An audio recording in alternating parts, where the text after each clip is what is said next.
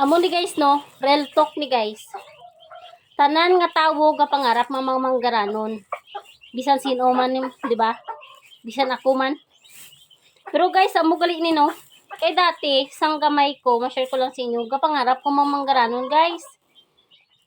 Pero hindi gali basta-basta manggaranon no. Kabudlay.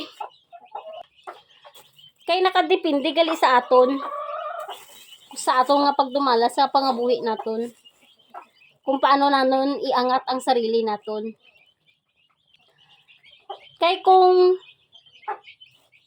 tung pangarap naton guys nga upda naton sang sipag, tiyaga, kag ang goals naton amo sa to itutok naton dito, magangat kita guys. Pero kung nagapangarap lang tanga pangarap sa para sa pangabuhi naton guys, nga wala man tagahulag, nga gahilata-hilata lang da, wala magli matabo sa aton nga pangabuhi guys. No? Kung amo ka lang sina. Pero guys, amo lang ni ma-advise ko sa inyo no. Kung pikado man ta, ano lang naton guys, upda lang naton sang sipag, tiyaga ang aton mga pangarap. Kay balang sa ulihi guys, magbunga gina. Hindi naton nga siling guys nga magpangarap lang tanga pangarap. Pero wala sang sipag ug tiyaga, hilata-ilata ka lang, wala may matabo sa kabuhi mo guys.